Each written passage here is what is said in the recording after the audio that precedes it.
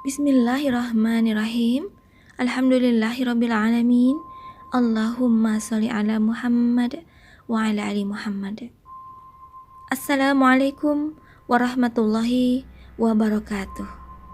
Selamat berjumpa lagi dengan Nikhan TV, dengan saya Nikhan atau Ummi Nabila. Selamat berjumpa lagi juga dengan kisah nyata penuh hikmah episode keempat. Pada saat ini berjudul Perut Penuh Benjolan, Belatung, dan Bernanah.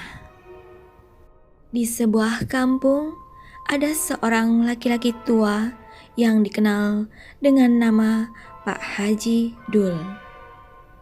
Sudah 7 tahun ia mengalami sakit di perutnya.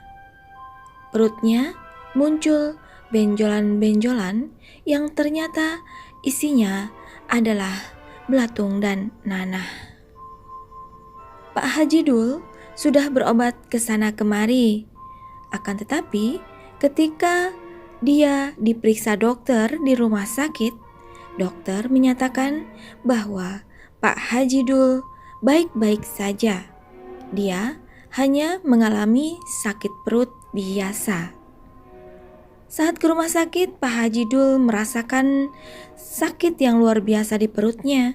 Akan tetapi, ketika dokter memeriksa, hasilnya semuanya tidak apa-apa.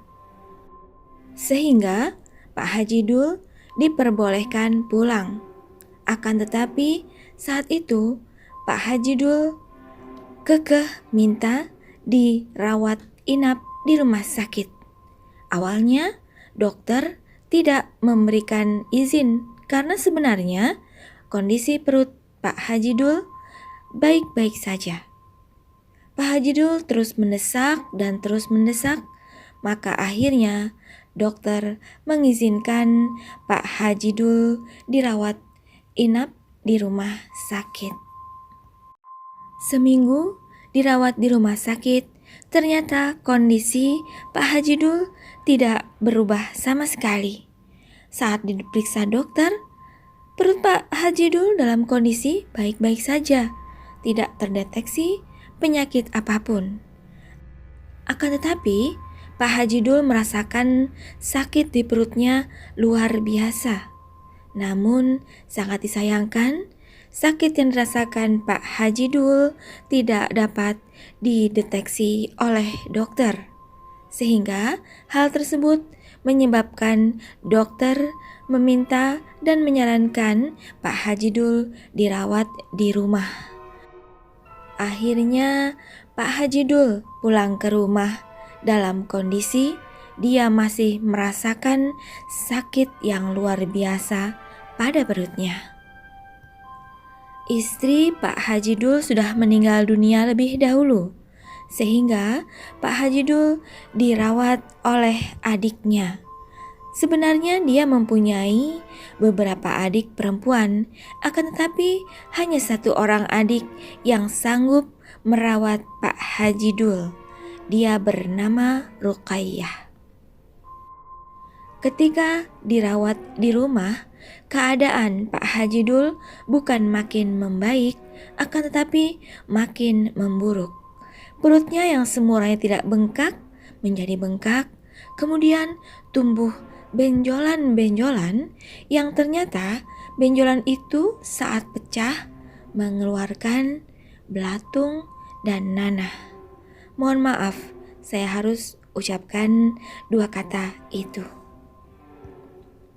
Hanya Ruqayyah yang dengan sabar menemani dan merawat Pak Haji Dul, terutama ketika benjolan-benjolan di atas perut Pak Haji Dul harus pecah dengan sendirinya, mengeluarkan nanah dan darah yang berbau sangat amis, serta belatung-belatung yang bergerak-gerak. Pak Haji Dul dan keluarga sempat menduga bahwa penyakit Pak Haji Dul akibat diguna-guna. Kemudian Pak Haji Dul sempat memutuskan untuk pergi ke dukun dalam rangka berobat. Ternyata sang dukun pun menyatakan bahwa Pak Haji Dul tidak diguna-guna siapapun. Kemudian akhirnya Pak Haji Dul pulang ke rumah. Penyakitnya makin parah, tidak ada perbaikan sedikit pun. Sakitnya Pak Haji Dul semakin meluas beritanya ke semua penduduk kampung. Tentunya penduduk kampung merasa iba dengan keadaan Pak Haji Dul tersebut. Akan tetapi mereka juga tidak bisa berbuat apa-apa.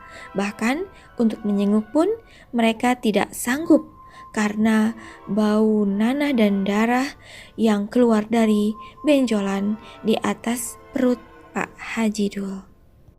Hingga suatu ketika saat sakit perut Pak Haji Dul yang diderita memasuki tahun ke-7, perutnya makin membengkak.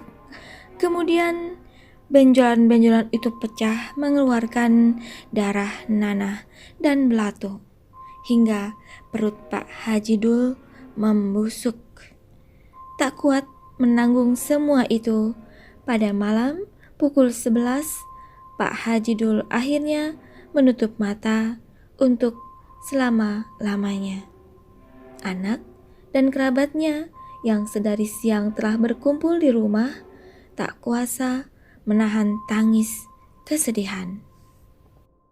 Tentu Anda bertanya, sebenarnya apa yang dilakukan Pak Haji Dul semasa hidupnya sehingga Allah mengganjar dengan penyakit seperti itu?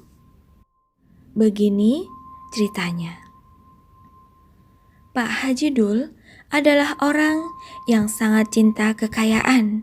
Akan tetapi, ternyata dia mengambil jalan pintas, yaitu dengan pesugihan. Pesugihan yang diambilnya adalah tirakat haji. Sebelum berangkat haji, Pak Haji Dul pergi ke orang pintar yang diyakininya dapat memenuhi keinginan agar ia menjadi orang kaya raya. Tapi, ia diwajibkan menjalani tirakat. Pak Haji Dul harus bertapa 7 hari 7 malam. Setelah itu, dia pun diwajibkan puasa mutih, alias tidak boleh makan makanan apapun selain nasi putih dan minum air putih. Kemudian, setelah itu, saat berangkat haji, Pak Haji Dul diharuskan memegang Hajar Aswad sambil berdoa, sementara tangannya pun memegang jimat yang diberikan oleh orang pintar itu. Pak Haji Dul terus berdoa sambil menciumi jimat yang ada di tangannya. Usai melaksanakan haji, sampailah ia kembali ke Indonesia. Tidak berapa lama setelah kepulangannya, usahanya berjalan sukses. Cita-citanya yang ingin menjadi orang paling kaya di kampungnya pun akhirnya terwujud. Sayangnya, ia seolah tidak mencicipi kenikmatan harta yang kini sedang tunduk kepadanya. Banyak pantangan-pantangan yang harus dilewati agar kekayaannya langgeng. Selain menciumi jimat ketika berada di depan Hajar Aswad, Pak Haji Dul dilarang masuk ke dalam masjid dan sholat berjamaah. Jikapun ia mau sholat di masjid, ia hanya diperbolehkan sholat di teras masjid saja. Dalam kesehariannya, Pak Haji Dul pun tidak boleh memakai pakaian yang bagus. Akan tetapi, ia harus memakai pakaian compang-camping. Namun, Pak Haji Dul tidak diizinkan Allah untuk menikmati kekayaan yang ia dapat dari jalan yang tidak benar. Karena beberapa saat setelah itu, Pak Haji Dul jatuh sakit dan diserang penyakit yang sangat mengenaskan.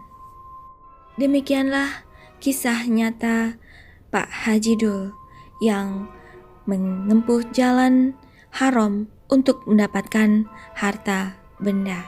Semoga kita semua dapat mengambil hikmah dari kisah nyata ini.